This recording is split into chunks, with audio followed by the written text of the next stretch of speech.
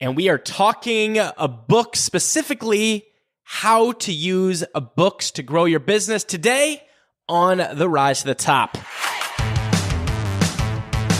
And welcome, my friends. It's your great and good friend, David Simon Garland, aka DSG. I want to welcome you here to the Rise to the Top podcast. We just did the big relaunch of the podcast, and now we are here with episode number 4. And we're going big. I've got a great guest here today. Now, it's funny, if you've been around for years and years and years and listened to the show in the past, you know one of the things that was really kind of the cornerstone of the original The Rise to the Top podcast, which I did from 2008 to 2013, were interviews, right? All different types of interviews. And of course, we're going to have interviews on the Rise to Top podcast. I know the first 3 episodes here for the launch were kind of solo episodes, me interviewing me, if you will. And by the way, I like the word interview, but it's really more of a conversation in a lot of these cases.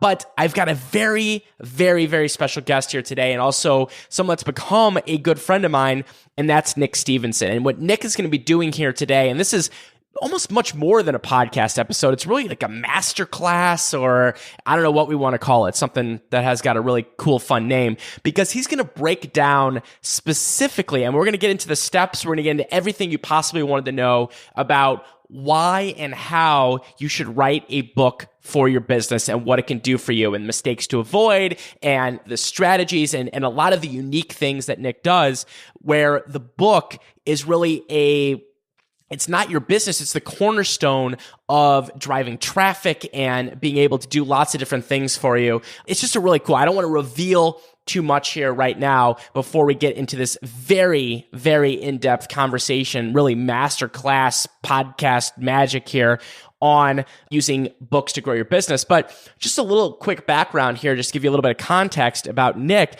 is that I didn't know Nick at all. And what happened was Nick purchased my Create Awesome Online Courses course, I think it was about maybe 4-ish years ago, maybe 3-4 years ago. And actually, Nick had heard me on a podcast somewhere else. I think it was on Pat Flynn's podcast, and decided to enroll in my Create Awesome Online Courses course. And Nick was a successful fiction writer. So he wrote these books called Leopold Blake. You could find them on Amazon. They're really cool. They're thrillers. And Nick had really built up a nice audience and kind of mastered the art of writing and also marketing and promoting books. So he took my Create Awesome Online Courses course and realized that he had this expertise of not only writing and selling books, but he could teach other authors how to write books and other authors how to market books.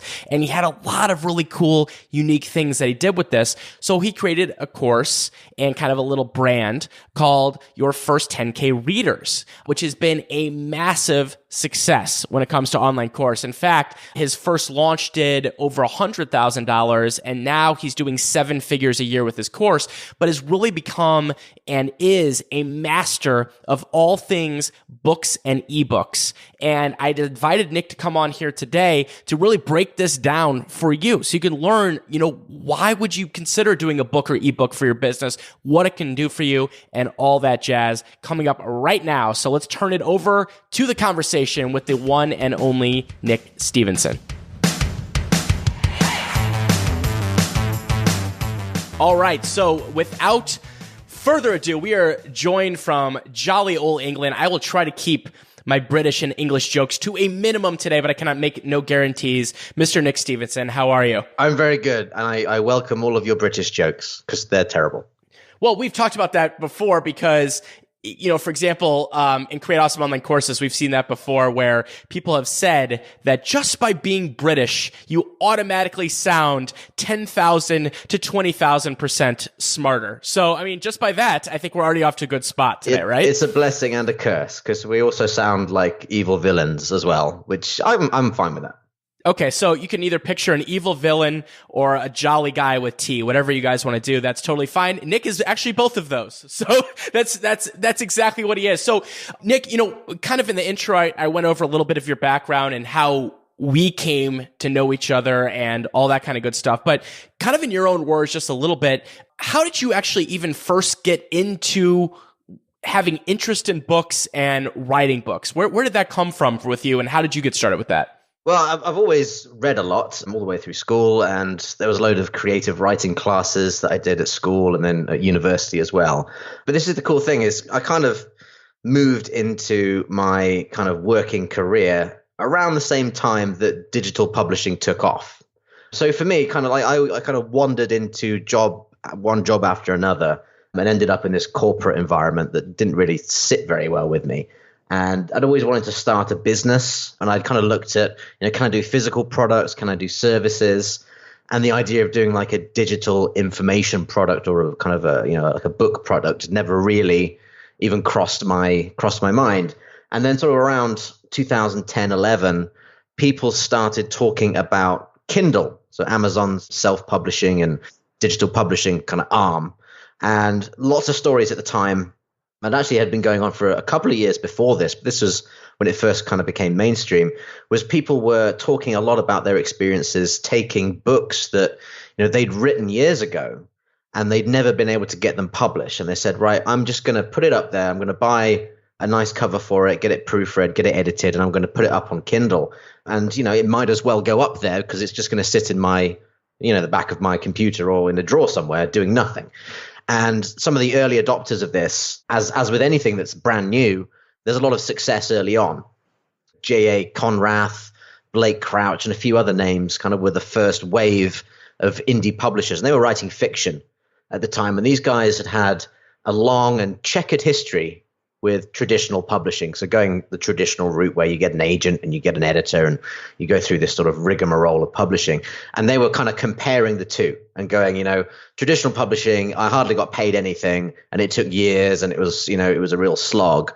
And indie publishing, I've uploaded all my books within a few months and I'm now making 10 times what I made. And it was like, you read this kind of story and you think, this doesn't sound possible, but you see more and more of these stories coming along, more and more people publishing books that they'd written previously and never got published, or writing something new. And I thought, I'd always loved creative writing. I love reading. I know that I can write a book. Like, this is like the folly of any aspiring author is thinking, I can write a great book because your first book is awful. It always is. Mine was too. And I sat down, I was determined to make it happen. I took one of my favorite authors at the time who was doing this really well. I took his books and I essentially deconstructed them scene by scene and thought, right, to write something like this, I have to have a book that has this kind of scene layout and this kind of structure and uses this kind of language. And then after about a year, I'd written my first novel. I'd actually written it in 6 months, but I had to start again because it was terrible.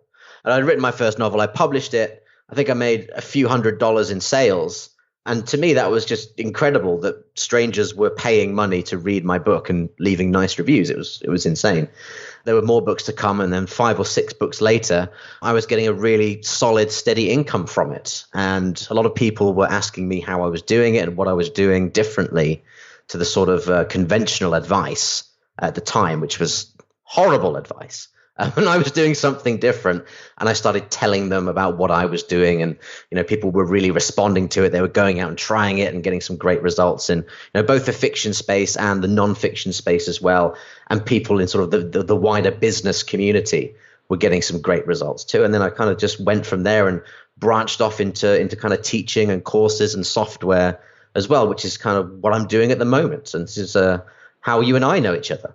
Exactly. And it's all been for you now. Not only do you write books, right? But you also teach other people how to write books and also how to market books and how to build a book business and get audience and all that kind of cool stuff. Now, a lot to unpack there, Nick. And for those that don't know, you started with fiction books, right? And your Leopold Blake series, which has how many books? 6 books. There's actually a 7th one. It was written by someone else. It's kind of licensed. Oh, a mystery author. So you got into the world of fiction, and what we're now talking about, and which you've shifted to as well, and this is where you teach and also you've done yourself, is that, as you know, listeners of this show are in many cases personal brands of some kind, right? So maybe they're course creators, maybe they're coaches or consultants or of some kind, or an online influencer, or aspiring to be, right? Which is where we all start. And what I'm fascinated about this is that there's a big difference between, let's talk about this first. is kind of writing for fiction and writing fun stories and writing for business, right? Because those are two drastically different subjects. And let me ask first here, what do you see the difference between the two there? Between fiction and business, I think it's all about what's the purpose of the book, I think is the main thing. And, fiction generally, and I'm going to be very general here, fiction is about entertainment, really, at the end of the day. Someone sits down and they read a fiction book to be entertained, to be, sometimes to be inspired, to escape from, whatever the daily life is that they have, to a bit of escapism. But, first and foremost, it's about entertainment. Business books, on the other hand, are much more about kind of helping people achieve a specific outcome. Like, it might be, a book about how to use persuasion in your business. Like a book like Persuasion is a good one to look at, or how to influence people, or, how to build a team and how to motivate a team. Or it might be something really super specific, like, how to build a Facebook marketing business for plumbers.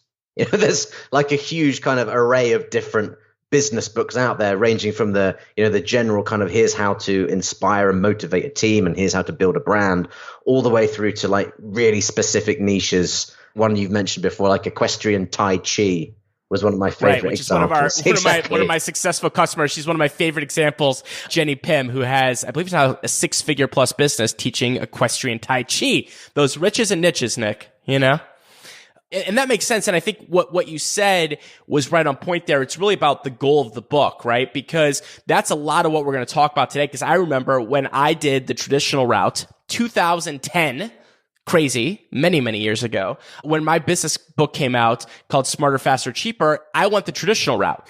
A publisher came to me. They gave me a little bit of cash. And always nice when you're first starting out as kind of an entrepreneur, a couple years into it. I had the editing process. Of course, I knew I was going to be fully responsible for marketing the book. But really, I didn't have a game plan. I didn't really have a thought process behind it. I was like, let's just sell a lot of books and figure it out, right? Which was a scary kind of thought. So let's start with this, Nick. You mentioned that as you started your process of learning to write books, learning to market books, learning to build an audience, and then ultimately building a business from it, you said that there was horrible advice out there.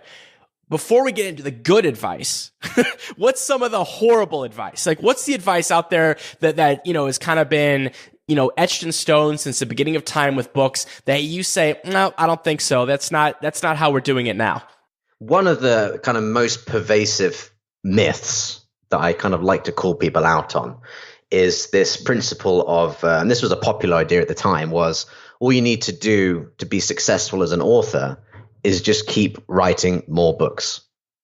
All right. And this kind of gets on my nerves a bit because in a way that there is some truth in that, but it's missing the point completely. If we take it back to, let's say you're trying to grow a blog. Okay. You sign up for get a website, get WordPress on there, and you start your blog. How are you going to grow that blog? Okay. 2 options. Do you just keep writing and posting new content every single day? The treadmill route, which is hours and hours of work, and you're kind of just hoping that people stumble across you and follow you, and it grows that way. And yes, that does happen, but it's not the majority experience. Or second, do you create great content and promote it to an audience at the same time? Which way is going to have more tangible results quicker? It's the second one. If you're right, spoiler, it's like if you try growing a blog, if you start a blog, and I know so many people who have blogs, just personal blogs, and they will write, post after post, and after a while, nothing happens, and then maybe they start writing a post twice a year because nobody's reading it. Because that's not how it works anymore. You can't just write stuff and expect people to find it. And it's the same with books as well. Now, back in the good old days, or the bad old days. The good old days. The good old days. That's my good old days voice right there. I like it. That's my good old days. Back in those days, it was a different world. If you wanted to get a book published, you had to go through a publisher. There was no other way of doing it. And the only way to get a publisher was to keep trying. So you write your first book and you send it out to as many people as you can. If they all reject it, you write another one. And you keep writing a book until it gets accepted. Okay, that's That's the way it was. That's the way everyone had to go through it. I mean, look at big names like George Orwell, for example, one of the greatest writers of the last 200 years, got rejected for years and had to keep writing and keep writing and keep writing. He had no other option, too, by the way. I guess back then, he didn't exactly go to Amazon. Exactly. But these days, yes, you do need to have good books and you do need to produce content, but that's not where it ends. You have to build an audience. I mean, if you're sending books out into a black hole, if there's no audience out there to read these books that you're writing one after the other, after the other, after the other, how is that going to help? So I wanted to show people a different way of doing it. And that's kind of what they got to me, because that was the just write more books you would see everywhere. In forums, in comments on Facebook, it was like, my advice to you is just write more books. And it's bad advice because it takes months, it takes hundreds of hours to write a book. And if a person's doing it expecting that to be a magic bullet, it's going to end in disappointment and frustration. And that's why so many people give up, because they're focusing on just the writing. They need to promote as well. They need to find that audience to show them the books that they've written. Otherwise, it's all for nothing. Right. That makes perfect sense to me, because the old model, essentially, just to sum it up here, Nick, is that it was a build it and they will come type of model, right? Because you had very limited distribution. You had bookstores were the only places you could get book, and it was very difficult to get published and get into those stores. So if you did, you were one of a small amount of books that were in that store. And then, hey, people come and find your book and you'd be, carried off by all the king's men, right? But now it's very different. And that's exactly right. And it's actually an exciting thing. It's not a scary thing. It's an exciting thing, because now, where people exactly miss the mark, and I think this is true of not only books, this can also be of products, this could be of software, this could be of online courses, this could be of many different things, this could be coaching programs, is there's a creation thing and there's a marketing thing and a promotion thing. And if you go 100% of your time and effort on the creation thing and never ever market and promote, guess what happens? Nothing good. Spoiler alert. Okay. So that's a different process. And that's what we're going to be talking about here today, Nick. So as we get into the better process, if you will, let's start with kind of the big picture view here of why should personal brands, online entrepreneurs, I like the term personal brand. I think that's pretty right on. It kind of describes most of the people listening here, or aspiring ones. Why should they consider writing a book? Before we even get into the types of books, ebooks and PDFs and traditional books and things like that, why should someone even consider that? Because, the old cliche is it's the quote unquote $20 business card. But why would someone that's a personal brand want to write a book? Well, there's a few reasons. I think the first one, it kind of is a little bit like you said, the $20 business card. More than that is there's a certain cachet in having a book, isn't there? I mean, if you are, a business owner and you have a book, you're a published author, you have book sales out there, you have reviews, it's huge. I mean 2010, that was me, Nick, in 2010. Yeah, exactly. I was a very young entrepreneur. My business started in 2008. Right?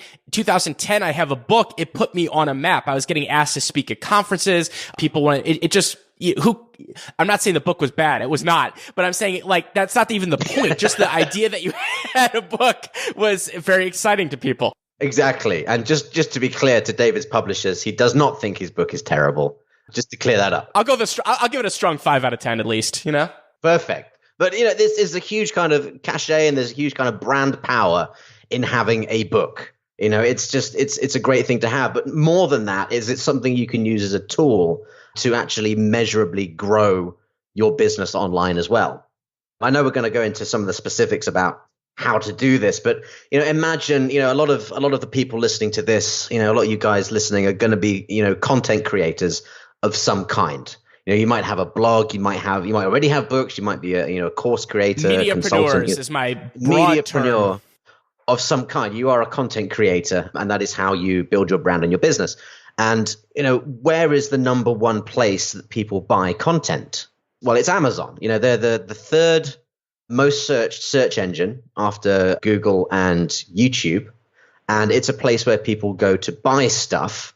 Specifically, it's the largest seller of digital books in the world by a very wide margin. I think in the US, it's somewhere between 60 and 80% of all digital books sold comes from Amazon.com. And that's just enormous, to the point where Amazon, if it decided it didn't want to sell a book, could tank someone's career. They're very powerful. Wow. So if you are a content creator, you really need to be on the platform that is the largest seller of digital content.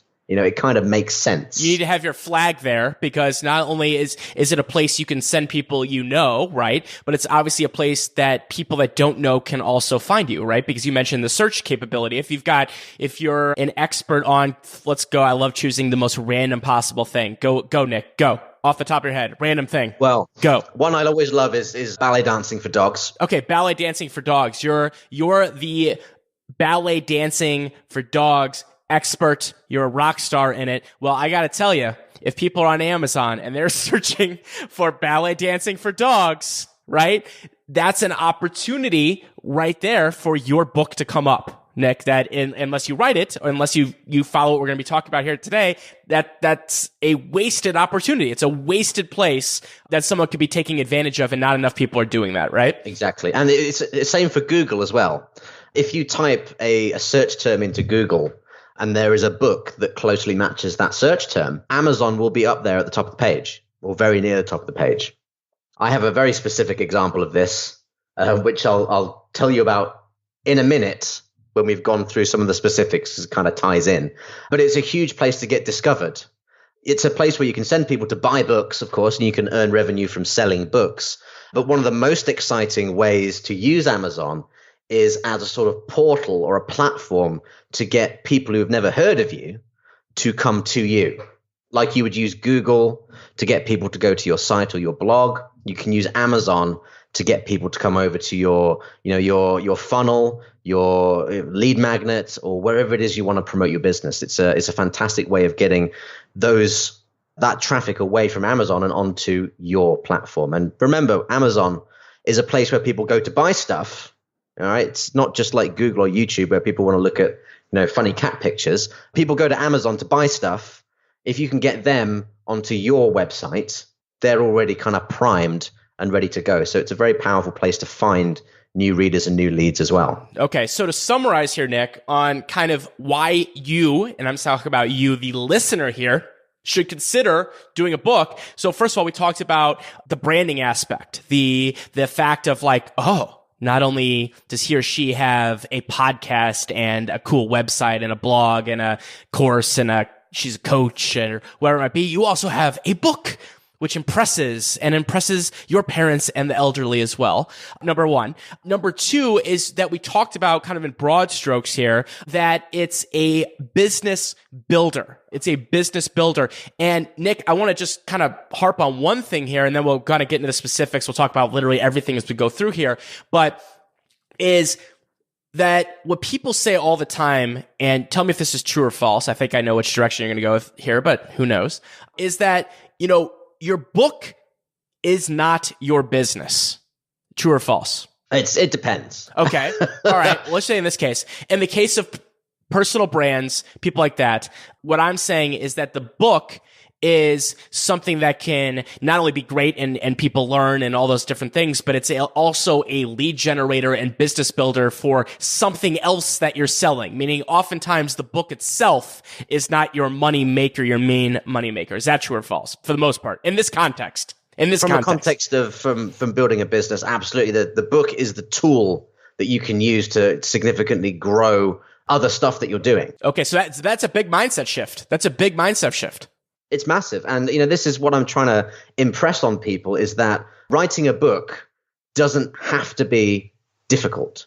Getting it published isn't difficult. Making the quality stand out isn't difficult anymore. You don't have to get a publisher. Like you explained, you got some money up front, but then you had to deal with kind of the editing process. They pick the cover and there's all kinds of stuff that they control. Now you control that, and you can outsource all of that stuff to someone else, and then everything after the book is published is all yours to control. And when you can control it, you can do amazing things. Cool. I love it. And so I think that's a big takeaway here as we get into the nitty gritty of all this and we talk about things like outsourcing and writing and pricing and different things, is that from a perspective of a personal brand or aspiring personal brand here, you guys have to be thinking about it that way, is that this is a business builder. The core business is something like your online course, your coaching program, a membership site, speaking. There's all different things that you could do, of course, to monetize your brand. But the book is what's going to help bring people in. And also, quite honestly, Nick, like we talked about, it builds a great relationship with people as well. People love reading that. It's a great thing. It's not just a little, chinky thing we're giving away here. A book is full of quality and great stuff. Okay. So think about that. It's not, hey, I'm going to get money because of the book. From the book, I'm going to get money because of the book. Okay. Now, as we get into the nitty gritty here, Nick, and it's sort of podcast meets masterclass meets, I don't know what, there's really kind of 3 different types of books. Now, I'm really generalizing here, but I'm saying literally types of books. You have an ebook, you have a physical book, and then you also have a PDF, which is basically just it's literally a PDF. That's exactly what it is. It's as described. So could you break down for us just quickly here what the difference is between the 3 and how someone should think about this as they're kind of thinking, okay, well, I love this idea. Now I got to figure out and put these pieces together so I can take my topic and write a book on it. Sure. I mean, a physical book is going to be your paperbacks, hardcovers, basically. I mean, everyone's familiar with those. And they're not the focus of what I teach people. They have their place. But I think in the context of what we're talking about here, it's not going to be a major driver for a lot of people looking to grow a business with books. They're very easy to create. It's kind of like an online click, click, click process. So it's kind of, you might as well. But really the focus for us is on ebooks on Kindle. Okay, that's important though. Real quick, sorry, Nick, just to stop you there because I think that's important for people. So now let's already eliminate distractions because I feel like when we get a new idea or an idea we want to execute, like people are sitting there right now saying, "Okay, I want to do a book. I'm excited about this. I see the benefits. I got to figure this out." Then the questions start pouring in. Well, what type of book? Blah blah blah. This and this, and next thing you know, we end up distracted and we're out of our minds. So I'm glad you already kind of crossed one off that we don't need to worry about. It's like, okay, paperback, great. Maybe you could do an extra special edition for super fans later on, but let's not worry about that. So now we've got it down to kind of ebook and PDF. So what's the difference there and kind of explain that for us? The physical books definitely have their place, but right now I think the other 2 are going to be more important. And a PDF, I think everyone is probably familiar with these. It's a static text and image file that people can read. And, a PDF could be an ebook.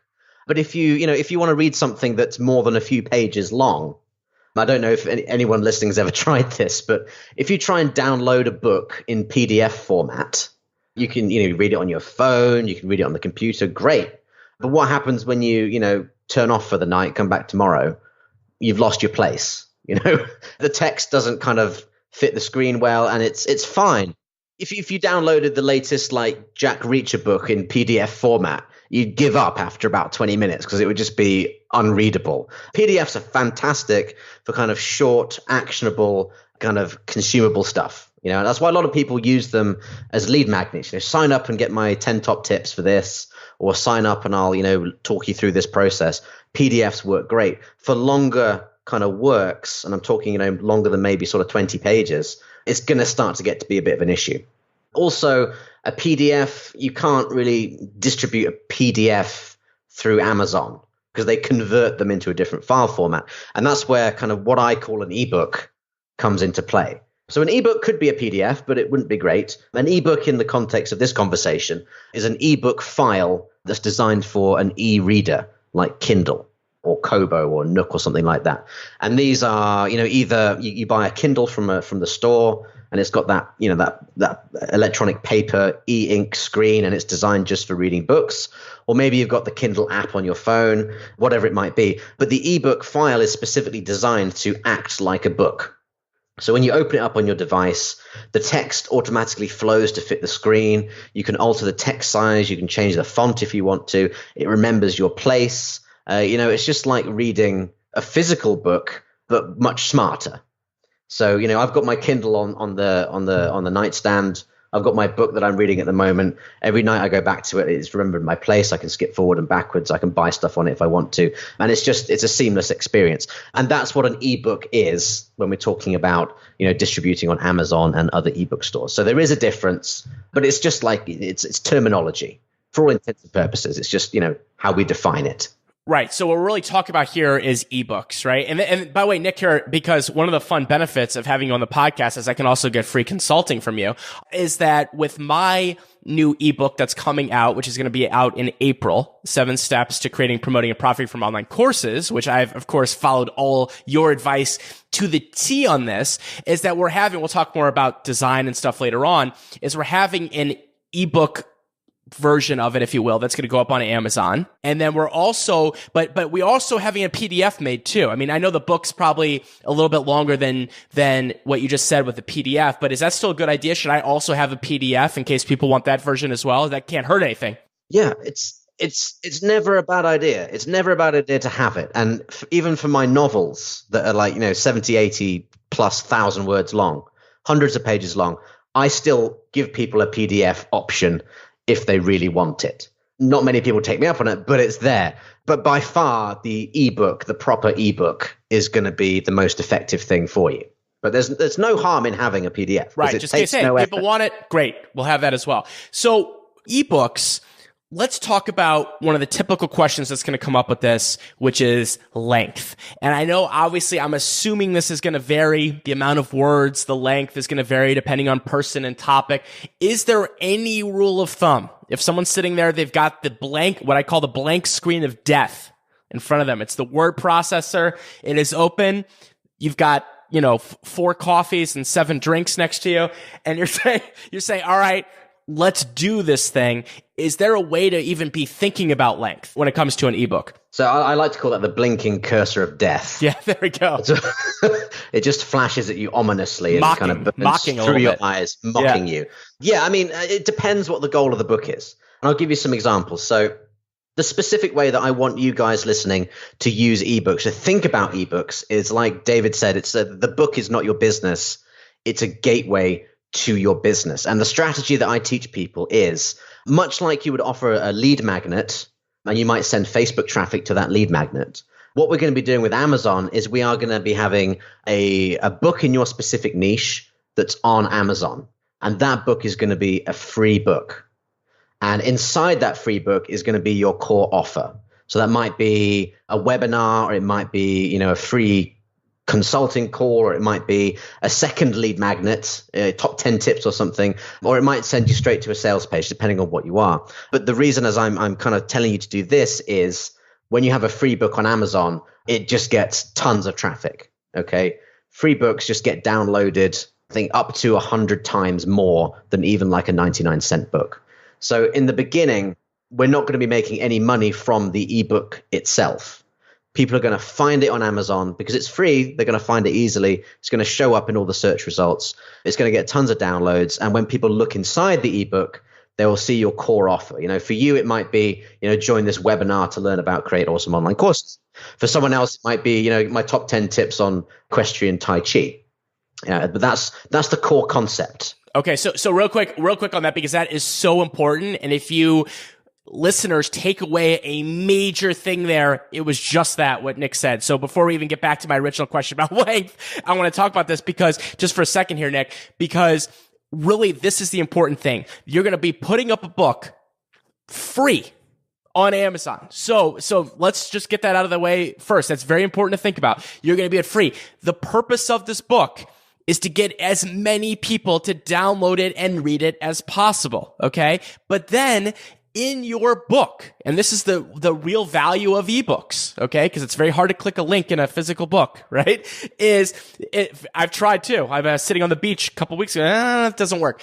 Is that the end goal of your book is for people to take that next step with you, regardless of what that next step might be. Nick gave some great examples there. So whether it's enter your email address and get, some additional tips, whether it's enter your email address and join a webinar, whether it's a coaching call, whether it's whatever your business model is, that's the call to action at the end of your book, okay? Or it can actually be within your book as well. And I think that's a very important thing that everyone needs to get that in their head right now. That is very important. When I had my book come out in 2010, I did not have a concept of this yet, and I missed out on tremendous opportunity here to not only sell products and programs and things like that, but also to build an email list as well, Nick. And that should not be lost in the fold here, because when someone downloads a book off Amazon, your book, you're not going to get their email address, right? Because Amazon's not going to say, hey, that'd be great if they did. That's not how it works.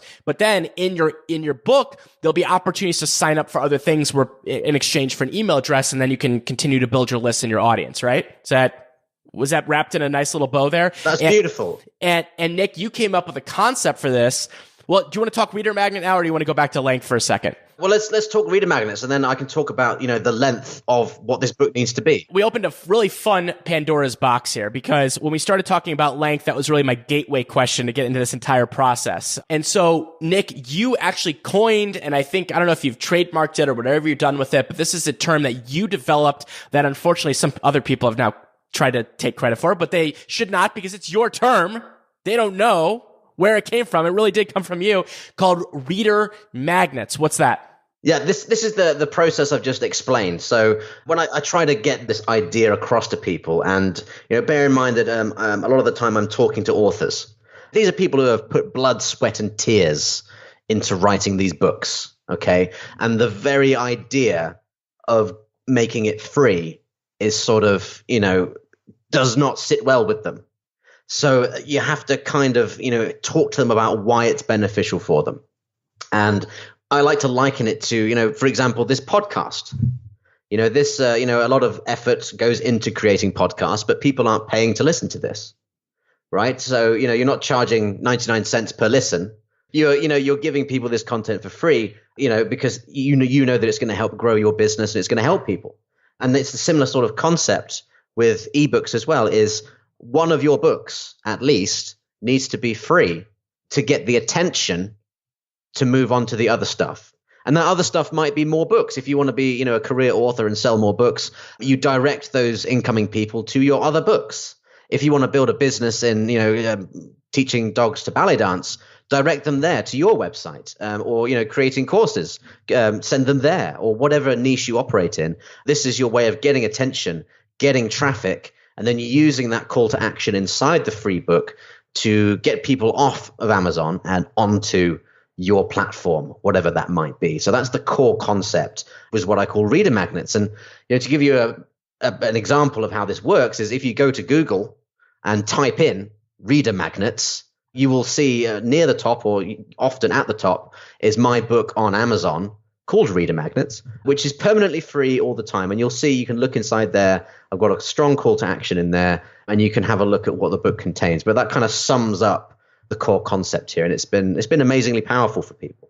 I love it. And so that is putting a bow on this process in terms of how you should think about this and how you should build your business. And just, by the way, to be fully disclosed with you, because I love with the podcast that I can just share all this cool behind the scenes stuff that we're doing. So in my ebook that's coming out, you will see in there, you'll see links to my webinar. You'll see links to my free video series in there, right? Those are all reader magnets, right? And in fact, what we're trying, Nick, which is going to be very interesting, and I'll be sure to report back on this, but something that we're doing also at the end of the book is that people will be able to unlock through a special link, a special offer just for readers to join my Create Awesome Online Courses program. And kind of my mindset there is that, okay, someone downloads the book, they read this great book. It's, 30 plus pages. It's a pretty sizable little book there. And if they're like, hey, I want to take the next steps and I want to, have David show me everything else that has to do with online courses, boom, they'll have a special link there to join the program. So we're going to have that plus the reader magnets in there. It's going to be a very interesting experiment, but that's really your methodology that I'm putting to the test with this. Exactly. Yeah. And once that book's published, it's up there forever. Exactly. And people can find it, if I'm sipping mojitos or changing babies' diapers, which I'm usually doing one of those, and it's not sipping mojitos. At the same time. Right. And it's not sipping mojitos. Nick, on that note too, kind of getting back to kind of the original thing there, does length at all matter? Or is it just a case of like, hey, let's write what you feel like. Because I just know people love those kind of concrete things. Like, am I too short? Am I too long? It's like the Three Little Bears. In a business context. Yes, business context. Length does not really matter that much. So you said yours was about 30 pages. My Reader Magnets one is about 50 pages, but half of that's images. Oh, actually, you know what? Now that I'm saying 30 out. pages, that's even before we put in any images or other things. So it'll probably actually end up being 50 plus. Now that I'm actually just thinking about that, because that's the editing process right now. So it'll probably be 50 plus now that I'm thinking about it. Exactly. And in terms of word count, that's sort of 10 to 15,000 words, which sounds a lot, but it's not. Not really. Once you get into it, I mean, if you think about how long it took you to write yours, didn't take like a year, did it? It was a relatively quick thing. But they can be shorter. It all depends on what it is you're trying to teach people. So I've seen much shorter ones, and it's fine because they're free books. But if they teach you something specific and valuable, the length doesn't really matter. And I know you're kind of a big proponent of this when it comes to teaching as well. Totally. As people ask you, how long should my sales video be? How long should my sales page be? How long should my course videos be? And it's like, it doesn't matter. Right. As long as you're helping people get the result, it's very different. If you're teaching, how to have a pig ice skate versus how to, write a 300,000 page book, it's going to be very different. Do you know what I mean? So yes, exactly. Yes. So at the end of the day, length doesn't matter. But Nick, as you go through this process here, a lot of times where people start, and I'm sure people have got the wheels going right now, is coming up with what, I don't want to say the topic necessarily, but a little bit of the topic. Like, where's a good starting off point for people? Now realize, as people with personal brands and expertise are developing it, they're probably got the wheels going. Where do you like to start to think about where do we start this process? Do we start with the topic, then we get to writing? Can you kind of walk us through what you would do to get a book done? Yeah, definitely. And I think, just touching on the length thing as well is something that some people try to get around. Is very important that whatever book you do write, however long it is, it needs to be complete. Okay, so what you can't do is have half the book up and then say, sign up to get the other half. That sucks. And it might also get you kicked off Amazon. But, people listening to this are going to be, nice people. So we don't have to worry too much. But that's just a key thing. And in terms of coming up with those ideas is it's similar to a fiction writing process as well with the business side. Is first of all, you have to come up with your core idea. And, like you said, everyone listening to this most likely has 1, 5, 700 ideas buzzing around in their heads. And the key is to think about, how do I narrow down these ideas? Coming up with an idea isn't too hard. It's ballet dancing for dogs, or you might think, what am I personally good at? What do my friends and family say that I'm an expert at? What am I trained in? What do I enjoy? These are all places you can find inspiration for ideas. But the kind of the trick is to then validate these ideas. So, and I think, you talk about this a lot as well. I mean, coming up with course ideas, coming up with niches, is thinking about, what do you have skill in? How can you help people? What can you teach people in? And what do you enjoy? And that might be one thing, or it might be a dozen things.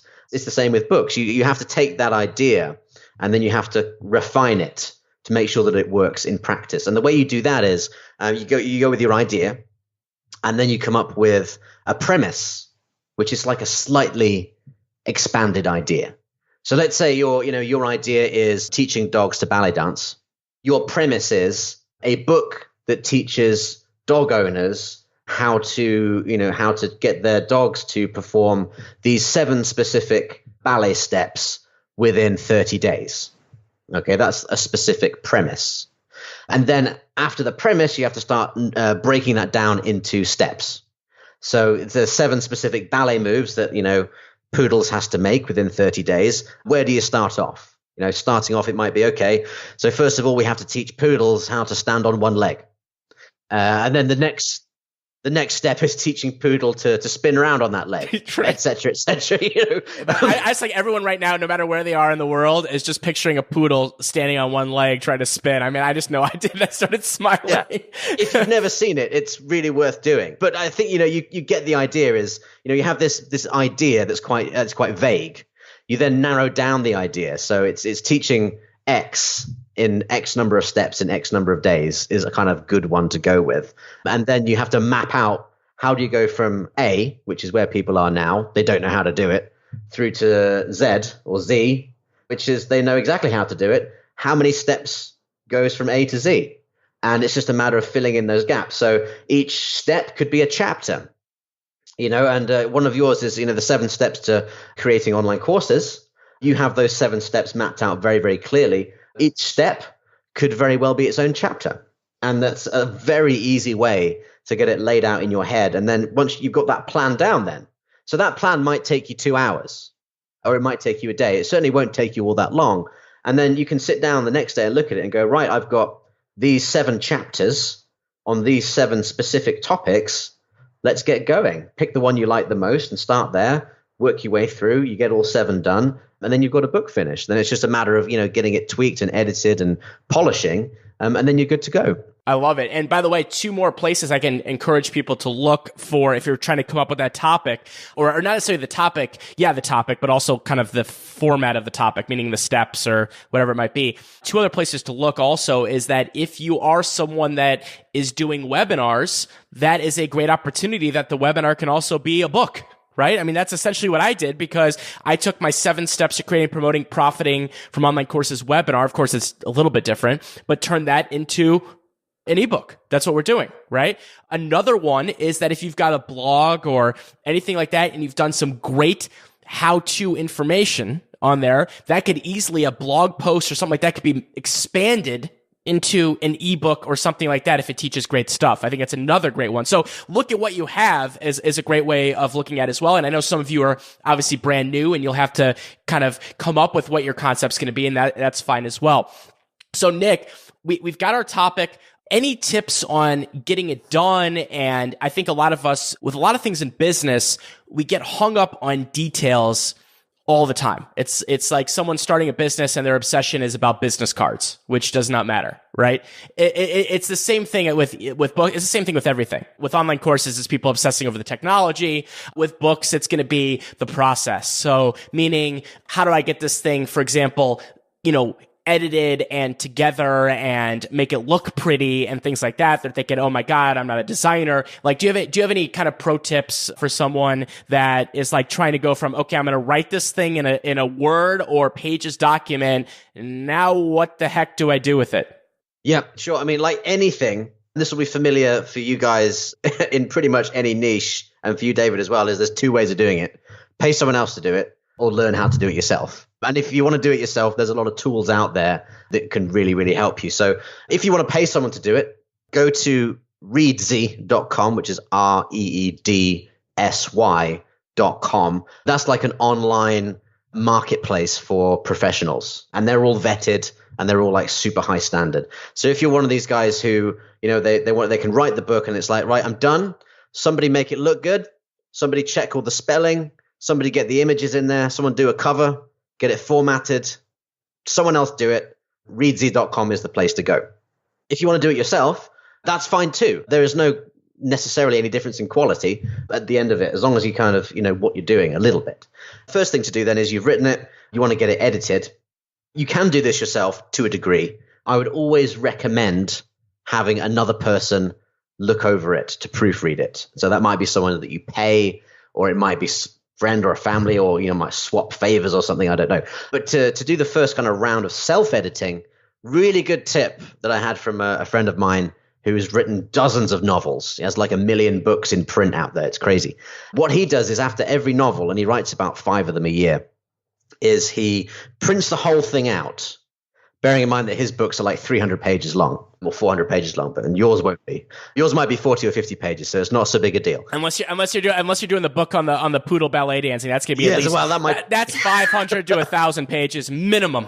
At least, but print it out. No matter the printer ink cost, get it printed out and read it aloud to yourself with a pen in your hand, red pen. Read it aloud to yourself. You will notice every single typo, grammatical error, or any sentences that sound weird. You will notice them if you read them aloud.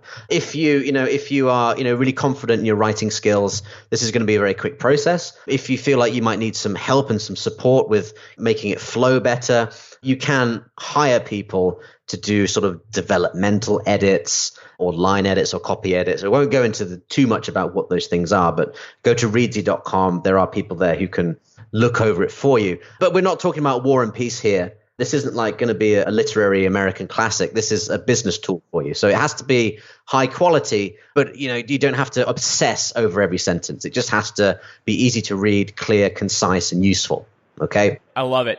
Yeah, and then once you've got that edited, next thing to do is to get it formatted. So taking your Word document and formatting it into a file that can be accepted by Amazon and the other publishers.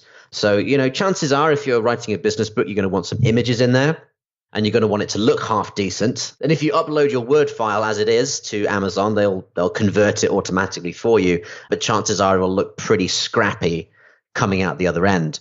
So there are a lot of online formatting tools you can use where you just paste in your Word document, make it look the way you want to look on screen, and the program will kind of spit out an ebook file that you can just use and upload directly. And that's kind of like the easiest way of doing it. And there's a few options. Readsy.com, again, these guys are cool. They have a free online formatting and by the way, all these links, folks, just so you know, are going to be on therisetothetop.com/episode 4, number 4. So therisetothetop.com/episode number 4. You can always find all the resources, everything we're going to go through. I'm taking notes as we do these conversations, and we make sure that they're all up there for you. So if you're like, what? How do you spell that? I don't know. We've got that covered for you. So, okay. So Readsy, what else we got next? So we'll make sure we get them all up there. There's also Scrivener, which is, I won't spell it out. We'll put it in the links. I got it. We'll put it in there. That's a program you download to your computer. So you pay like a one-off fee. It's like $30. And then you paste your book in and you can kind of fiddle around with it and it will export it in a variety of different types. And then there's Vellum, which is VELLUM, which is Mac only. But that's a big favorite for people, is Vellum, because that's very easy to use, kind of similar things to the others. Or there's Book Design Templates, the Book Design Templates, I think, .com, which allows you to use templates inside of Word that will work as well. So there's loads of options. It's pretty cheap. As long as you're happy to fiddle around a bit, your book will be formatted. And then really it's just a case of getting a cover. And again, you can pay a designer to do it, which I would always recommend doing that if you can afford it, because chances are you're not a designer. Unless, of course, you're a designer. Unless you are a designer, in which case, have at it. But if you don't play one on TV even, you don't want to be touching this, trust me. Generally not. So I highly recommend you get a designer to do it. It's ebook cover designers. If you get a kind of bespoke work done, depending on the complexity, it might be $300-$400. Some charge more, some charge less. You can buy pre-made book covers. If you just Google pre-made book covers, you can buy something that's been kind of done in advance that people are selling for like a quarter of the price. So instead of $300, you're paying like $60-$70 for this pre-made cover. You just add your author name and add your title in. That could be a fantastic option if you find just the right image for you. Or if you're a determined DIYer, you can use canva.com, which is it's like imagine Photoshop that wasn't scary and only had useful options online. That's canva.com. So you can quite easily create book covers on Canva. But again, if you're not a designer, if you don't have design knowledge, chances are it's not going to look great. It's worth it. It's worth it. There's sometimes where to skimp, sometimes where to splurge. This might be something if you're going to splurge on anything, it would be the cover. The cover is like the number one thing that people are going to notice about your book. If you have a terrible cover, it doesn't matter how good the book is.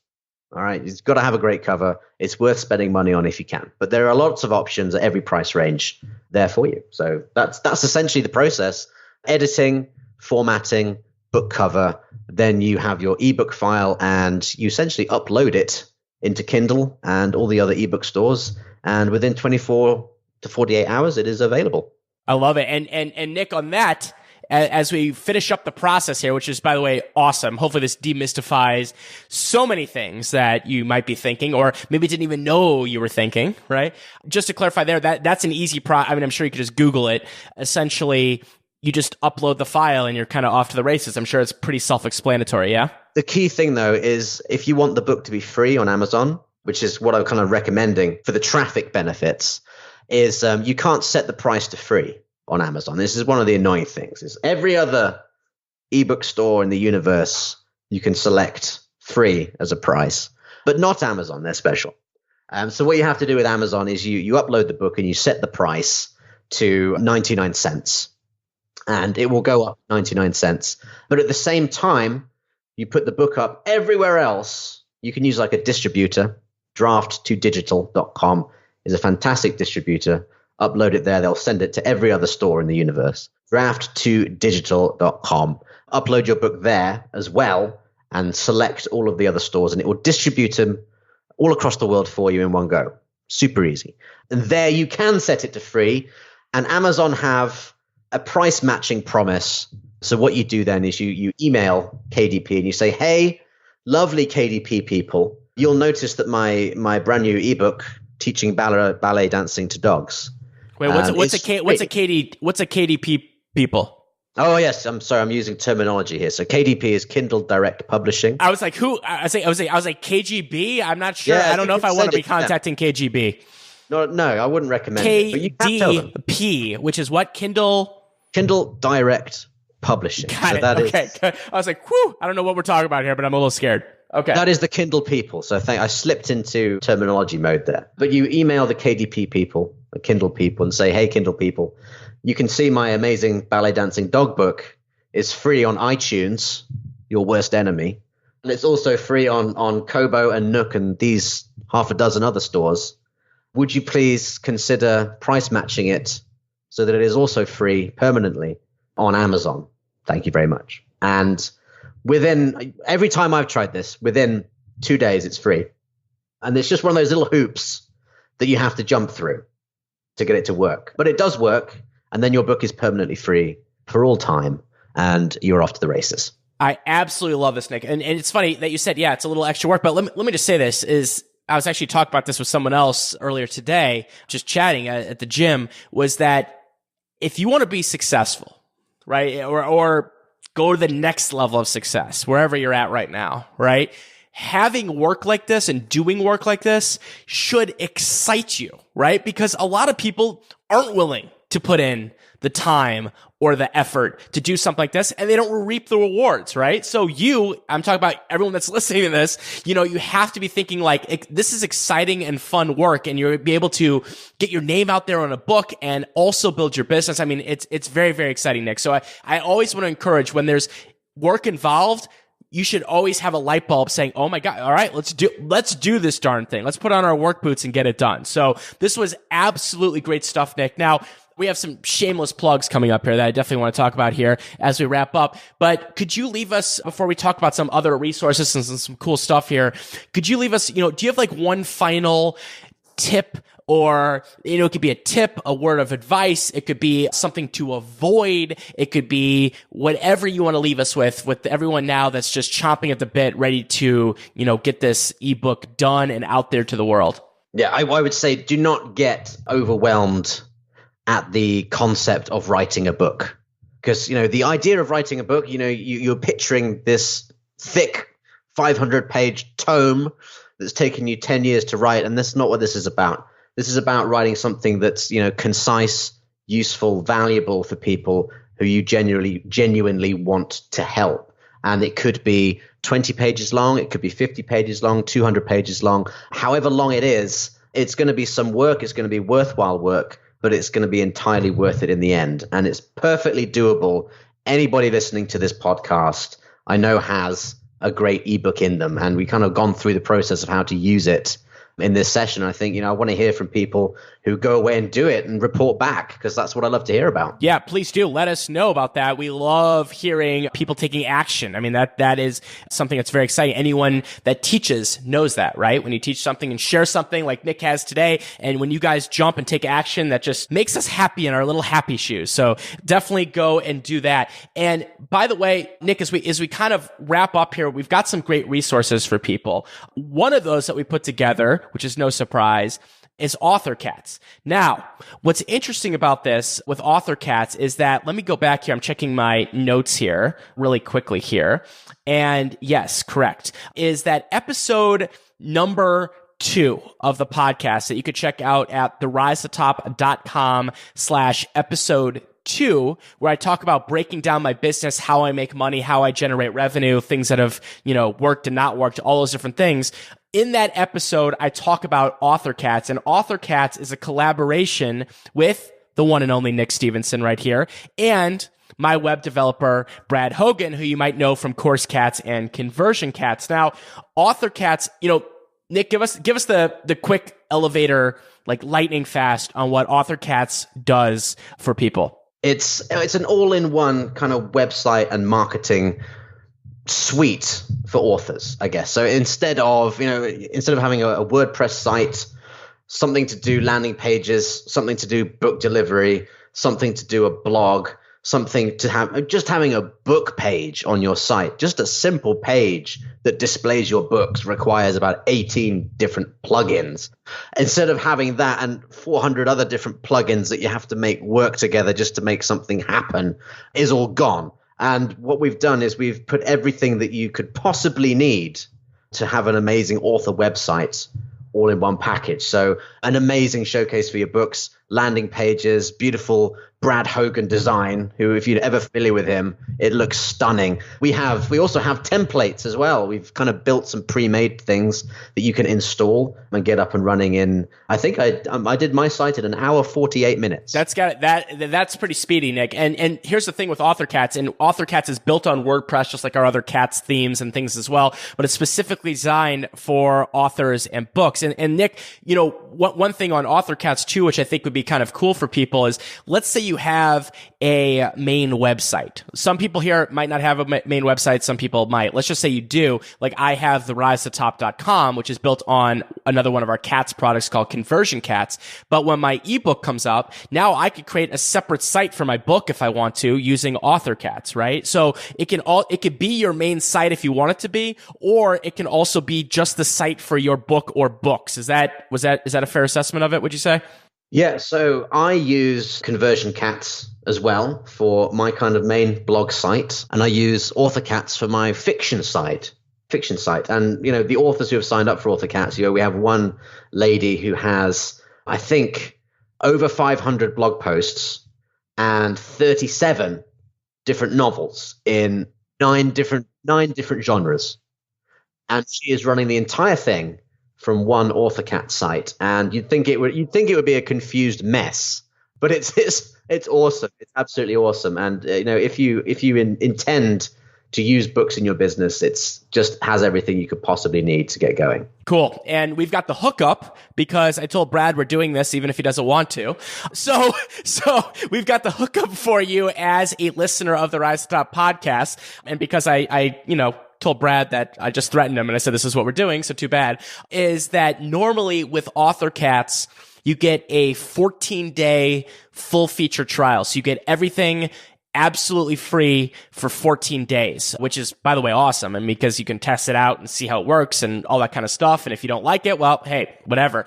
But we have put a special offer here just through the Rise to Top podcast for you, and that is 30 days. So you'll get a 30-day, 100% free trial of AuthorCats. You'll be able to build your site. You can start messing around with it. You can figure out the delivery, all that kind of stuff. And you know what? If you're not ready for that now, when you're ready for that, absolutely AuthorCats will be ready for you. So the link for that, very important, and of course this will be in the show notes as well, is the risetotop.com/AuthorCats. So the risetotop.com/AuthorCats. Now, one more link I want to share with you, and then if you want to also give out any links to your websites as well, is that actually Nick and I co-created something. And by co-created, it was very similar to this interview, meaning Nick did all the work and I sat there and probed and asked. It's a great process. It's a great process. But we have a course that we put together called Grow Your Email List Like a Freaking Weed. And this course has been very popular. We've actually had tons and tons of students that have gone through this course to show them really essentially what the course does, Nick, is how would you describe it to people? How would you describe Grow Your Email List? Well, like we talked about today, using ebooks can be a very powerful way to grow your email list. And in the course, what we do is we break down exactly what you need to do, not just with ebooks, but with different methods that I've had amazing success with as well. So if you're following along with this podcast, I'm talking about using reader magnets and uploading ebooks and formatting stuff. There's quite a lot to take in. But this course really just takes you through it step by step. So, it's literally a screen share and some teaching material where I take you through, first do this, then do that. And that's not just ebooks as well, but using loads of other methods that I've had. Like guest blogging. We talk about using testimonials as a marketing tool. So really what that course is designed is to build your email list, whether you're starting from scratch or regardless of where your list is at today. I don't know anyone that would say, you know what, I want a smaller email list. No, everybody wants more subscribers. So Nick gets into all his secret sauce, ebooks and reader magnets being one of them, which is part of that comprehensive course. And of course, I've got a special hookup for you on that course as well. It's like Christmas time up in here. TheRiseToTop.com/grow. So GROW, TheRiseToTop.com/grow. We'll have a special thing for you there for grow your email list. And we've got some extra cool stuff that you can get with that program if you're interested in that as well. And of course, all these links can be found at TheRiseToTop.com/episode 4. All right, Nick. Well, we have exhausted every possible thing that we could here today in this training. I hate to say even podcast. I mean, it's really a training. I mean, that's what it did. It was a training today. Is there any other links that you would like to give out to folks on the way out where people can find out more about you? Anything where they can hunt you down? Yeah, absolutely. I think probably the most comprehensive place to find out stuff about me is yourfirst10kreaders.com. where I have, I've got videos, I've got ebooks that goes through this process in a ton of detail. Or if you're looking for kind of like a quick breakdown of what we talked about today, you want to take a look at my ebook reader magnets, which you can get from Amazon and various other stores as well. So easiest thing, you just type reader magnets into Google and you will find it pretty easily. We can give you a direct link as well. But I think, if you want to get some tons of in-depth training, yourfirst10kreaders.com. Check out reader magnets. Through what we've talked about today very specifically. All right. Well, excelente, Nick. That is everything. We'll have all that stuff, of course, linked up in the show notes. I want to thank you so much for taking time from having, I know you had tea today with the Queen and all the things that you do every single day over there in England. So it's a weekly thing. So thank you so much for coming on. I appreciate having you here on the show. And I know this is going to help a lot of people. So thank you. My pleasure. All right, my friends. So that was Nick Stevenson here on The Rise to Top. Boy, that was a lot of fun. I got to tell you, that was an absolute lot of fun. So reminder, we'll be back with yet another episode coming soon. If you haven't subscribed, what the heck are you waiting for? Go to therisetop.com/subscribe and you can find all the cool, fun ways to subscribe, iTunes, email, all that other place where the show is at. So I will see you next time, my friends. This has been The Rise to the Top with David Siteman Garland and Nick Stevenson on this episode. And remember, if you want some fluff, you know what to do. Go pet a bunny.